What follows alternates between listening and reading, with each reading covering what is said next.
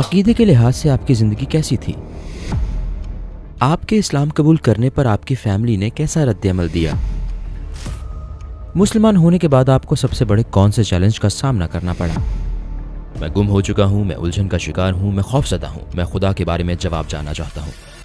اس رات مجھے کچھ عجیب محسوس ہو رہا تھا۔ میں نے ایک چیز دیکھی، یہ بہت مبہم تھی لیکن یہ میری طرف انتہائی تیزی سے بڑھ رہی تھی۔ یہ پوشیدہ قسم کی تھی لیکن جب آپ اس میں سے پار دیکھتے تو ہر چیز لہرا رہی تھی، فن ہاؤس کے آئینے کی طرح، اور یہ مجھ سے ٹکرائی۔ خواہ کچھ بھی ہو، میں اللہ کی ٹیم میں آنا چاہتا تھا۔ السلام علیکم بھائی کلیون، ہماری دعوت قبول کرنے کا شکریہ۔ میں اس بات سے شروع کرنا چاہتا ہوں کہ محمد کلیون کون ہے۔ بسم اللہ الرحمن الرحیم، اللہ کے نام سے شروع جو تمام مخلوقات پر انتہائی رحم فرمانے والا ہے اور ایمان والوں پر بالخصوص رحم فرمانے والا ہے۔ اللہم صلی علی محمد وعلی آل محمد۔ میرا نام کلیون کیتھکارٹ ہے۔ میں کیلیفورنیا میں پیدا ہوا اور پلا بڑھا، کرسچن سکول گیا اور میں بنیادی طور پر بے دین جیسا تھا 2010 تک۔ تب مجھے پتا چلا کہ خدا حقیقت میں موجود ہے۔ الحمدللہ بنیادی طور پر وہ میرے حواس میں آنے کا انتظار کر رہا تھا۔ عقیدے کے لحاظ سے آپ کی زندگی کیسی تھی؟ میں ایک کرسچن سکول اور ایک کرسچن فیملی میں پلا بڑھا، لیکن ایک خاص پوائنٹ پر میں نے یہ عقیدہ چھوڑ دیا۔ کیوں؟ بس یہ معقول نہیں تھا۔ میرے اندازے کے مطابق خدا کو جیسا ہونا چاہیے تھا، ٹرینٹی میں مجھے وہ نظر نہیں آ رہا تھا۔ جیسے ہم کہتے ہیں خدا ایک ہے، اس میں تین ہے، یہ کچھ الجھن کا باعث تھا۔ ہم ایک انسان کو خدا بنا رہے تھے۔ خدا کے بارے میں اس وقت اور اب بھی میرا تصور یہ ہے کہ وہ بہت طاقتور ہے، وہ پوری کائنات بنا سکتا ہے۔ میں مکمل طور پر کیسے بیان کر سکتا ہوں کہ وہ کیسا ہے؟ یہ معقول نہیں لگتا کہ خدا یہاں کہیں واک کر رہا ہو، اور جیسے کہ خدا کو اپنے آپ کو انسان کی شکل میں تخلیق کرنا پڑا تاکہ وہ خود کو مار سکے، تاکہ ہم بخشے جائیں۔ اور جیسے میرا مطلب ہے، کیا وہ ہمیں ویسے معاف نہیں کر سکتا؟ اور جب میں کالج گیا، میں یہودی عبادت گاہ گیا اور میں نے ان کے پیشوا سے کہا، میں یقین سے نہیں کہہ سکتا لیکن میرا خیال ہے میں ایک یہودی ہوں، کیونکہ میرا ایمان یہ نہیں، عیسیٰ خدا کے بیٹے ہیں اور آپ لوگ بھی ایسا کہتے ہیں۔ کیا آپ مجھے بتا سکتے ہیں کہ آپ کا عقیدہ کیا ہے؟ تو ہو سکتا ہے میں یہودی ہو جاؤں۔ تو اس نے کہا کہ آپ کی ماں یہودی ہے؟ تو میں نے کہا نہیں، میری ماں یہودی نہیں۔ تو اس نے کہا پھر تم یہودی نہیں ہو سکتے۔ میں نے سوچا خدا چاہے گا کہ ہم اس کی عبادت کریں، تو اگر وہ حقیقی خدا ہے تو وہ ایسا کیوں کہے گا کہ میں کسی مخصوص لوگوں کے گروہ کا حصہ نہیں بن سکتا؟ تو ضرور ایسا ہے کہ خدا موجود نہیں۔ اور یہ وہ مرحلہ تھا جہاں میں نے چھوڑ دیا کہ ان ساری چیزوں میں مجھے تضادات محسوس ہو رہے تھے۔ اس وقت لگتا تھا کہ سائنس پورے ارتقاء کے ساتھ جوابات فراہم کر رہی تھی۔ سائنسدان اس بارے میں بات کر رہے تھے کہ ہمیں خدا کی ضرورت کیسے نہیں ہے، اور مجھے لگا وہ مجھ سے زیادہ اسمارٹ ہیں۔ تو پھر میں بھی باقی لوگوں کی طرح یہی سمجھنے لگا، تو میں نے خدا پر یقین رکھنا چھوڑ دیا۔ خدا کی موجودگی کے بارے میں آپ کی رائے کیسے تبدیل ہوئی؟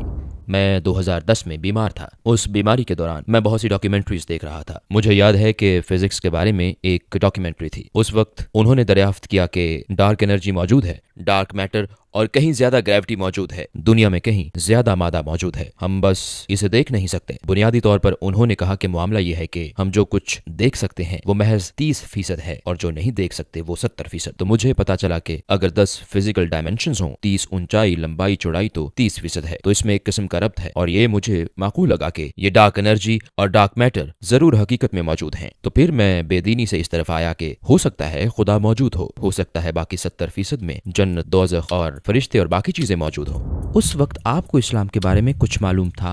شاید اس کے فوراً بعد، لگ بھگ اس وقت میں نے پہلا قرآن لیا۔ ٹیلی ویژن پر ایک اشتہار آیا تھا، اگر آپ کو فری قرآن چاہیے تو ہمیں کال کریں، ہم اسے بذریعہ ڈاک بھیج دیں گے۔ مجھے قرآن ملا، میں نے اسے کھولا اور میں نے حضرت عیسیٰ اور موسیٰ علیہ السلام اور بائبل میں موجود یہ سارے پیغمبروں کے نام دیکھے، اور جیسا کہ میں بائبل پر یقین نہیں کرتا تھا، میں نے سوچا میں قرآن پر یقین کیسے کر سکتا ہوں، ہے نا؟ میرا مطلب ہے یہ بنیادی طور پر ایک ہی چیز ہے۔ تو میں نے اسے نہیں پڑھا، میں نے بس یہ نام وہاں دیکھے اور کہا بس ٹھیک ہے، مجھے اور کچھ نہیں جاننا، اور اسے ایک طرف رکھ دیا۔ مجھے اسلام کے بارے میں کچھ پتا نہیں تھا سوائے اس کے کہ وہ حضرت موسیٰ اور عیسیٰ علیہ السلام کو اور پیغمبر محمد صلی اللہ علیہ وسلم کو مانتے ہیں علیہ السلام۔ تو اسلام کی طرف آپ کا سفر اصل میں کیسے شروع ہوا؟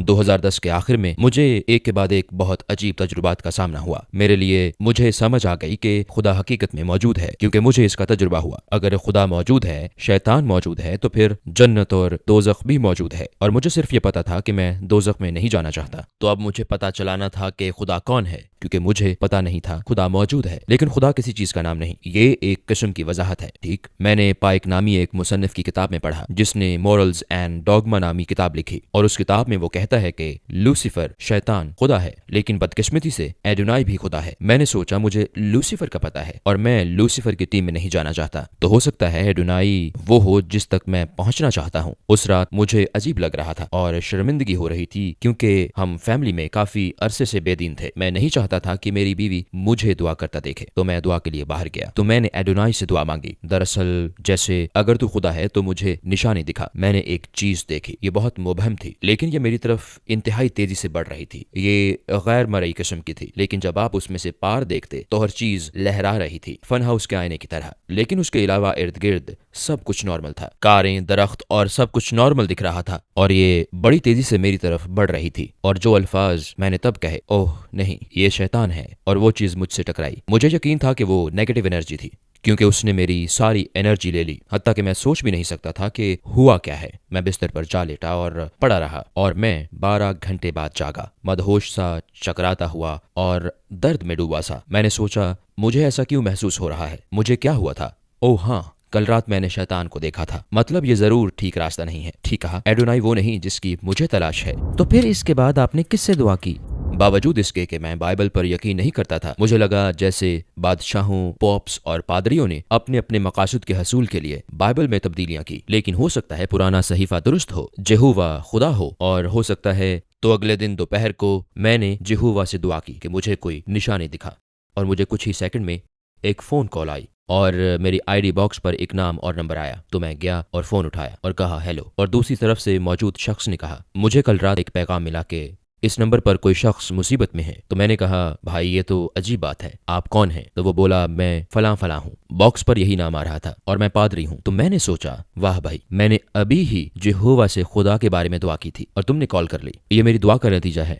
دیکھو میں کھو چکا ہوں، الجھن کا شکار ہوں، خوف زدہ ہوں، مجھے وہ چیزیں دکھائی دیتی ہیں جو باقی لوگوں کو نہیں دکھتی۔ یہ میرے لیے انتہائی غیر معمولی بات ہے، مجھے خودکشی کے خیالات آتے ہیں، میں خودکشی کر سکتا ہوں، مجھے خدا کے بارے میں جاننا ہے۔ تو وہ بولا تم کہاں ہو؟ میں نے کہا میں روچسٹر میں ہوں۔ تو وہ بولا میں کل رات وہیں تھا، لیکن اب میں قریب 50 میل دور کسی دوسرے شہر میں ہوں۔ میں نے کہا کوئی بات نہیں، میں آدھے گھنٹے میں آ جاؤں گا، میرے بس 5 سوال ہیں، میں خدا کے بارے میں جاننا چاہتا ہوں، اور اس نے مجھے آنے سے منع کر دیا۔ تو میں نے کہا کل کے بارے میں کیا خیال ہے؟ تو وہ بولا میں مصروف ہوں، اور پھر اگلا دن مصروف تھا، اور بالآخر 10 دن بعد پر اتفاق ہوا۔ اس نے کہا ٹھیک ہے، ہم نے ملاقات طے کر لی، اور میں نے فون رکھ دیا۔ میں خوش تھا کہ بالآخر مجھے خدا کے بارے میں کچھ پتہ چلنے والا ہے۔ اور پھر میں نے کہا ایک سیکنڈ رکو، ذرا سوچو کہ ابھی ہوا کیا ہے۔ ٹھیک، اس آدمی نے سب سے پہلے کیا کہا تھا؟ اس نے کہا کہ اسے کل رات پیغام ملا تھا، اس نمبر پر کوئی مصیبت میں ہے۔ میں نے سوچا میرا گھر، یہ تو لینڈ لائن تھا، تو میں نے سوچا اچھا تو پھر ہوا کیا ہے؟ او ہاں، میں نے اس شیطان کو دیکھا جو میرے گھر آیا تھا، اور اس نے کہا تھا وہ کل رات روچسٹر میں تھا، میرا شہر، جب شیطان آیا تھا۔ تو کسی طرح اس آدمی اور اس شیطان کا ضرور کوئی ربط ہے، کیونکہ اس بات سے کوئی فرق نہیں پڑتا کہ آپ پادری ہیں یا امام ہیں یا بدھ مت کے راہب۔ جب کوئی کہے کہ وہ خودکشی کر سکتا ہے تو آپ اس کی مدد کرتے ہیں، آپ 10 دن انتظار نہیں کرتے کہ وہ حقیقت میں خود کو مار دے۔ تو مجھے پتا تھا کہ کچھ نہ کچھ گڑبڑ ضرور ہے۔ تو پھر کیا ہوا؟ کیا آپ نے پھر اللہ سے دعا کی؟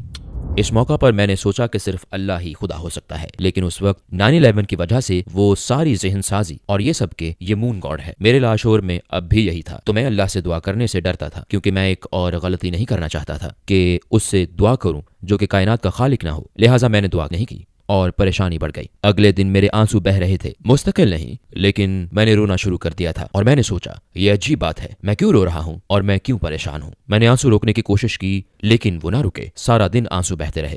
جمعے کی صبح میں اٹھا تو میرا بستر گیلا تھا، تو میں نے سوچا یہ کیا ہو رہا ہے؟ مجھے اندازہ ہوا کہ میں ساری رات روتا رہا ہوں، اس لیے بستر بھیگ گیا ہے۔ میرا بستر آنسوؤں سے تر ہے، انتہا کی پریشانی تھی، میں الفاظ میں بیان نہیں کر سکتا، میری بری حالت تھی۔ اس وقت ہمارے ذہن میں ویسے خیالات آتے ہیں جیسے آپ کے دماغ میں چل رہا ہوتا ہے۔ میں نے سوچا اس حالت میں جینے کا کیا جواز ہے؟ تو میں نے سوچا میں خود کو جانتا ہوں، یہ ٹھیک ہے، اس حالت میں جینے کا کوئی فائدہ نہیں، میں کیا کر سکتا ہوں؟ اور پھر میرے ذہن میں خیال آیا تمہیں خود کو مار دینا چاہیے، اور میں نے سوچا پتہ ہے کیا، یہ ٹھیک ہے، اس سے میرا مسئلہ حل ہو جائے گا، میں خود کو مار کر اس پریشانی سے نجات پا سکتا ہوں۔ اور پھر میں اس کا بندوبست کرنے لگا کہ آپ خود کو کیسے مارتے ہیں، اور میں اس نتیجہ پر پہنچا کہ اس کا بہترین طریقہ بہت سی ڈرگز اکٹھی لینا ہے، آپ کو تکلیف نہیں ہوتی، پھر آپ جنگل کے بیچوں بیچ مر جاتے ہیں جہاں آپ کو جانور کھا سکتے ہیں اور آپ کا جسم ختم کر سکتے ہیں، اور یہ ایک آسان حل ہے۔ اور پھر مجھے مجھے ایک اور خیال آیا۔ ذہن میں آیا کہ مون کے بارے میں کیا خیال ہے، اور پھر میں دیوانہ سا ہو گیا۔ میں نے کہا اوہ یہ ٹھیک ہے، خدا واقعی موجود ہے، اگر تم خود کو مارو گے تو دوزخ میں جاؤ گے۔ میں نے سوچا مطلب جیسے اگر شیطان خدا ہے، جیسا کہ کچھ لوگ چاہتے ہیں کہ آپ ایسا مان لیں، اور میں خود کو مار دوں تو میں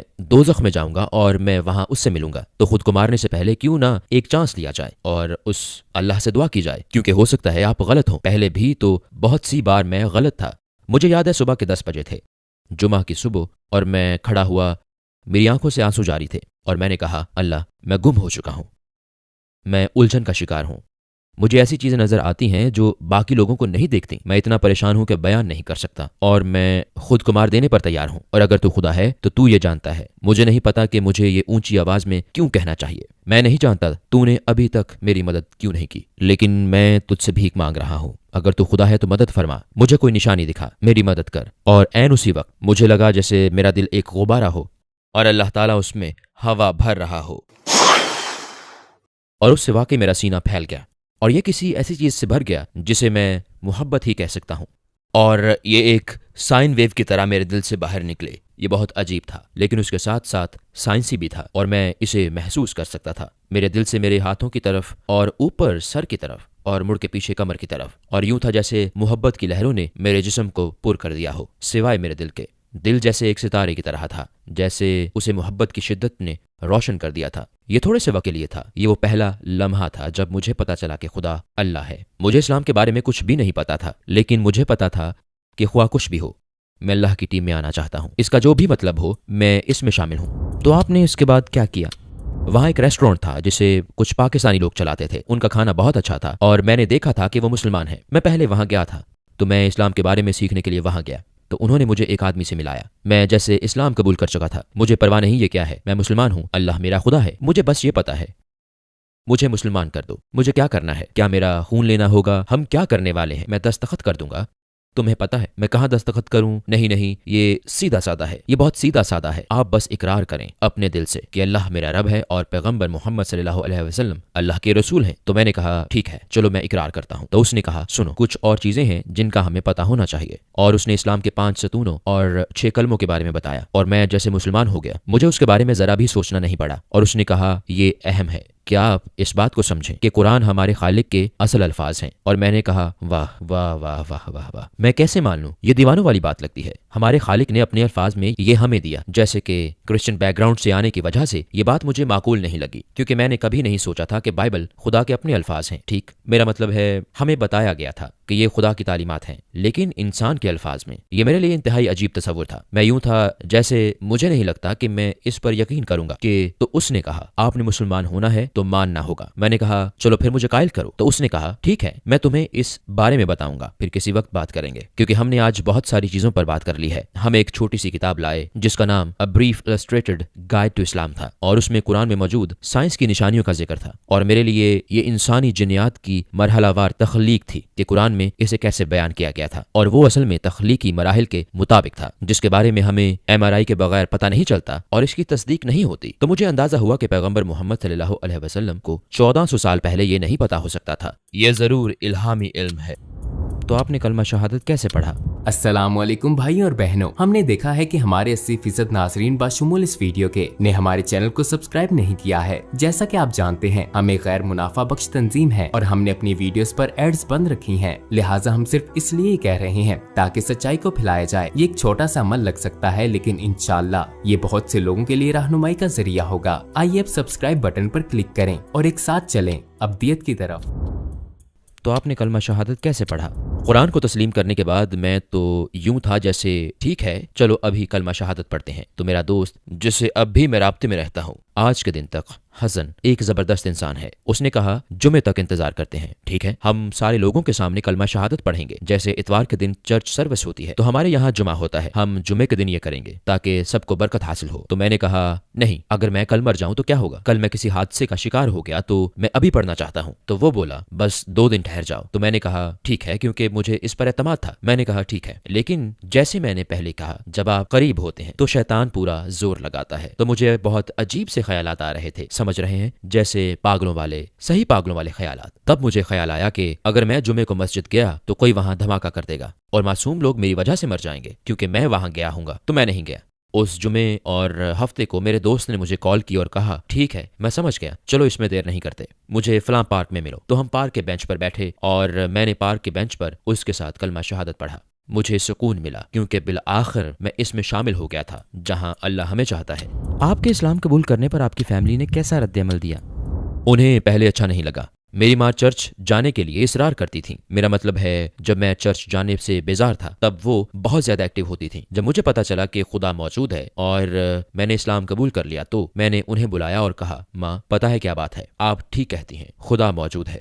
تو وہ بہت خوش تھیں۔ تو انہوں نے کہا اوہ یہ تو بہت اچھی بات ہے، کیونکہ ہم بچپن سے بیپٹسٹ چرچ جایا کرتے تھے۔ وہ بولیں کیا تمہیں بیپٹسٹ چرچ مل گیا؟ تو میں نے کہا نہیں میں بیپٹسٹ چرچ نہیں گیا۔ انہوں نے کہا اچھا تمہارے علاقے میں لوتھرن چرچ بھی ہیں، کیا تم لوتھرن چرچ گئے تھے؟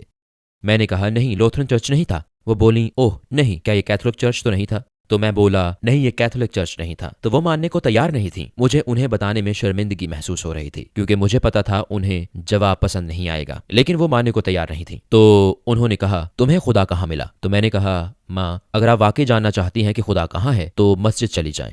تو انہوں نے رونا شروع کر دیا اور کہا اوہ نہیں وہ خدا نہیں ہے، اور میرے بارے میں پریشان ہو گئی۔ لیکن 2 سال بعد میں ان کے گھر گیا اور ایک فیملی فرینڈ اس نے مجھے بلایا تھا، اس نے میری ماں سے بات کرنے کے لیے بلایا۔ میں نے فون اٹھایا تو اس کا نام رت تھا۔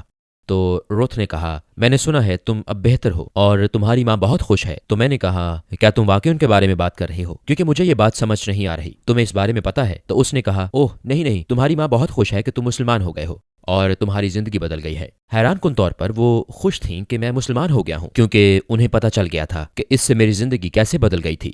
پھر بھی انہوں نے میرے سامنے اعتراف نہیں کیا تھا، تو انشاءاللہ ان کے لیے دعا کریں کہ ایک دن وہ اسلام قبول کر لیں۔ مسلمان ہونے کے بعد آپ کو سب سے بڑے کون سے چیلنج کا سامنا کرنا پڑا؟ یہ ایک بہترین سوال ہے۔ مجھے نہیں پتا کہ اسلام پر قائم رہنے کے علاوہ کوئی بڑا چیلنج ہوگا، کیونکہ آپ کو پتا ہے اسے چھوڑنے کے لیے ہر طرح کی دعوت ملتی ہے۔ ٹھیک کہا، واپس آ جاؤ، لڑکیاں وہاں انجوائے کرتی ہیں، چلو اب آپ کو پتا ہے راک اینڈ رول کریں گے، جیسے کہ چلو کانسرٹ میں چلتے ہیں، وہاں نشہ ہے، شراب ہے، یہ سب تمہارا انتظار کر رہا ہے، بس کرو، واپس آ جاؤ دوست، ہمیں تم سے پیار ہے۔ ٹھیک کہا، لیکن آپ کو پتا ہے یہ غلط ہے۔ تو یہ شاید اپنے ایمان پر قائم رہنا ایک بڑا چیلنج ہے۔ آپ کو بتاؤں، میرا مطلب ہے میں نے اسلام قبول کیا تو مجھے یہ ساری چیزیں چھوڑنی پڑیں۔ کیا آپ کو کوئی اس قسم کا تجربہ ہوا جب آپ کو محسوس ہوا کہ اللہ کے ساتھ آپ کا خاص تعلق ہے؟ میرے مسلمان ہونے کے بعد میں نے بس کا ایک ایسا ٹکٹ لیا جس پر 2 ماہ کے لیے میں امریکہ میں کہیں بھی جا سکتا تھا۔ تو میں نے بہت سفر کیا اور لوگوں کو خبردار کیا، تو کبھی کبھی یہ میرے لیے مسئلہ بن جاتا تھا۔ تو مجھے اندازہ ہوا کہ اس مسئلے سے بچنے کے لیے مجھے چاہیے کہ اپنے پیغام کو صرف اہم ترین بات تک مختصر کر دوں۔ وہ پیغام معافی کے بارے میں تھا۔ مجھے یاد ہے میں سان فرانسسکو میں تھا، تو میں ٹینڈر لائن میں تھا۔ ٹھیک ہے، یہ وہ جگہ ہے جہاں جسم فروشی، ڈرگ ڈیلنگ اور سب اس طرح کے کام ہوتے ہیں، کیونکہ تب مجھے لگا کہ یہ سب میرے اپنے لوگ ہیں اور وہ لوگ ہیں جنہیں سب سے زیادہ میری مدد کی ضرورت ہے۔ انہیں دیکھ کر بہت تکلیف ہوتی تھی، تو اس وجہ سے وہاں کا انتخاب کیا۔ میں وہاں تھا تو مجھے لگا جیسے میں کوئی پاگل آدمی ہوں جو ایک سائن بورڈ پکڑے کھڑا ہے، جیسے میں ہمت ہارنے کے قریب ہوں، ایسے لگا۔ میرا مطلب ہے مجھے ایسا محسوس ہوا، لیکن میں وہاں کھڑا کہہ رہا تھا معافی علاج ہے، آپ کو علاج کی ضرورت ہے، اللہ سے معافی طلب کریں۔ تو لوگ میرے پاس آتے اور کہتے میں کتنا پاگل ہوں، اور وہ مجھے کوستے اور کہتے کہ وہ مجھے وہاں نہیں دیکھنا چاہتے، اور وہ کہتے یہاں سے دفع ہو جاؤ۔ میں وہیں کھڑا رہتا اور اپنا کام جاری رکھتا۔ تقریباً 5-6 گھنٹے کے بعد آپ تھک جاتے ہیں، اور مجھے یاد ہے میں کہتا یہ بے وقوفی ہے، تم کیا کر رہے ہو، تم پاگل ہو۔ وہ ٹھیک کہتے ہیں، تم یہاں کھڑے ہو ان لوگوں سے خدا کی بات کر رہے ہو، انہیں خدا کی کوئی پرواہ نہیں، کیا کر رہے ہو، یہاں سے چلے جاؤ۔ اور یہ وہ لمحہ تھا، پہلے دن جب میں مڑا تو وہاں ایک بوڑھی عورت کھڑی تھی۔ وہ بولی آپ کا شکریہ، جو کچھ تم کر رہے ہو اس کے لیے شکریہ۔ اور مجھے لگا ٹھیک ہے اللہ، میں بس جانے والا تھا اور تو نے میری حوصلہ افزائی کے لیے کسی کو بھیج دیا اس وقت جب مجھے اس کی ضرورت تھی۔ میں سمجھتا ہوں یہ تو ہی ہے۔ اور اگلے دن میں دوبارہ وہی کچھ کر رہا تھا، 5 یا 6 گھنٹے وہی کچھ ہوتا رہا۔ میں جا رہا ہوں، وہ بس ایک بوڑھی عورت تھی، وہ خدا نہیں تھا۔ ٹھیک، بے وقوفی نہ کرو، وہ کوئی اشارہ نہیں تھا، یہ لوگ ٹھیک کہتے ہیں، میں یہ کام چھوڑ رہا ہوں۔ اور پھر ایک بوڑھا آدمی وہاں موجود تھا، اور اس کے اگلے دن ایک چھوٹا بچہ وہاں موجود تھا۔ 5 دن مسلسل जब मैं ये काम छोड़ने पर तैयार था तो कोई ना कोई आ जाता और मेरी हौसला अफजाई करता और कहता कि जो कुछ मैं कर रहा हूँ उससे उनको खुशी होती है। मैं खुदा के बारे में बात कर रहा हूँ और मुआफी की अहमियत बता रहा हूँ। मुझे इस मौका पर लगा कि मेरा वाकई ताल्लुक है, क्योंकि मुझे अंदाजा हुआ कि यह महज इत्तेफाक नहीं है। ठीक, मेरा मतलब है मुसलसल हर रोज वो एक इशारा था, अगरचे बड़ा इशारा नहीं था जैसे कि सीने का फैल जाना, लेकिन आप इस पर गौर करें तो वो वाकई एक इशारा था। क्या आपके करीबी लोगों में से आपके बाद कोई मुसलमान हुआ? मेरी नानी, मेरी अम्मी की माँ। मेरा ख्याल है ये 2012 था। मैं उन्हें देखने गया। उनकी तबीयत ठीक नहीं थी। वो 86 साल की थी और पुराने घर में थी, और मेरी अम्मी उन्हें देखने के लिए मुझे साथ ले गईं। जब मैं मिलने गया तो वो बोल नहीं सकती थी, वो अल्फाज अदा नहीं कर सकती थी, वो व्हील चेयर पर थी, लेकिन उन्होंने मुझे देखा तो वो रो पड़ी। मैंने कहा, नानी आप क्यों रो रही हैं? वो बोल नहीं सकती थी, लेकिन वो कुछ कहना चाह रही थी। तो मैंने कहा, देखें मेरा ख्याल है, मुझे पता है, चलें खुदा के बारे में कुछ बात करते हैं। तो मैंने कहा, बात यह है कि मेरी आंटी आएंगी, वो कोशिश करेंगी कि आप पैगंबर ईसा अलैहिस्सलाम की इबादत करें, तो ऐसा ना करना, क्योंकि ये तौहीन है, ये शिर्क है, किसी और की इबादत करना पहले हुक्म की खिलाफ वर्जी है। और मैंने उन्हें बताया, मैंने कहा, देखें पैगंबर मोहम्मद सल्लल्लाहु अलैहि वसल्लम हकीकत में नबी हैं और आज जमीन पर इस्लाम खुदा का सही दीन है, हमें इसी को फॉलो करना चाहिए। तो जैसे जैसे मैं ये कहता उनके आंसू ज्यादा होते जाते। तो मैंने कहा, क्या आप आज इस्लाम कबूल करना चाहती हैं? तो वो सर हिलाकर हामी भर रही थी और रो रही थी। तो मैंने कहा, ठीक है, मेरा हाथ पकड़ें और मैं जो कुछ कह रहा हूँ आप उससे मुत्तफिक हैं तो इसे दबाएं।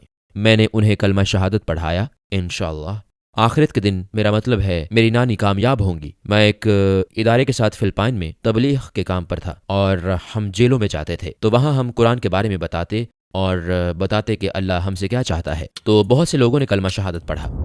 हमारे प्यारे नबी सल्लल्लाहु अलैहि वसल्लम के बारे में किस चीज़ ने आपको सबसे ज़्यादा मुतासिर किया?